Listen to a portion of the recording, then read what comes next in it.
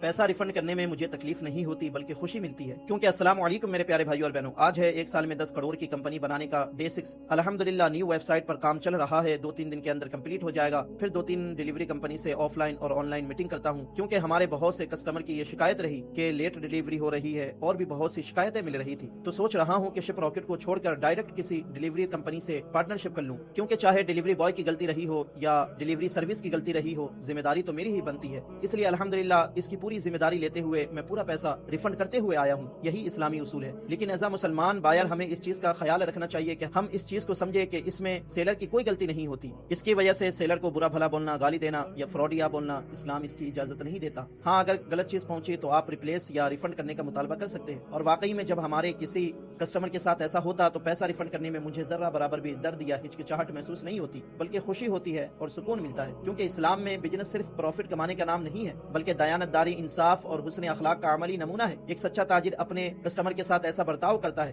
جو اعتماد اور اطمینان پیدا کرے۔ اسلام ہمیں سکھاتا ہے کہ اگر کسی معاملے میں کوئی کمی یا خرابی یا غلطی ہو جائے تو اسے فوراً درست کیا جائے۔ اگر خریدار کو غلط چیز ملی تو سیلر کی ذمہ داری بنتی ہے کہ وہ اسے ریپلیس کرے یا پیسہ ریفنڈ کرے، کیونکہ ایسا کرنا میں نقصان نہیں سمجھتا بلکہ اللہ کی رضا حاصل کرنے کا ذریعہ سمجھتا ہوں۔ اور ہمارے نبی فرماتے ہیں کہ سچا امانت دار بزنس مین قیامت کے دن انبیاء اور شہیدوں کے ساتھ ہوگا۔ تو بزنس کرنا کوئی معمولی چیز نہیں ہے بلکہ یہ وہ کام ہے جس سے اسلام پھیلا ہے، جس سے مسلمان ترقی کرے گا۔ اور آج بہت سے مسلمان کر بھی رہے ہیں جس سے وہ صرف پروفٹ کما رہے ہیں، لیکن اپنے برے اخلاق کی وجہ سے اسلام نہیں پھیلا پا رہے۔ تو جس طرح کا بزنس مین اللہ کو اور ہمارے نبی کو پسند ہے، جس کو اتنی بڑی فضیلت حاصل ہے کہ وہ قیامت میں نبی اور شہیدوں کے ساتھ رہے گا، تو انشاءاللہ میں اسی طرح کا بزنس مین بن کر دکھاؤں گا اور آپ لوگوں کو انسپائر کروں گا۔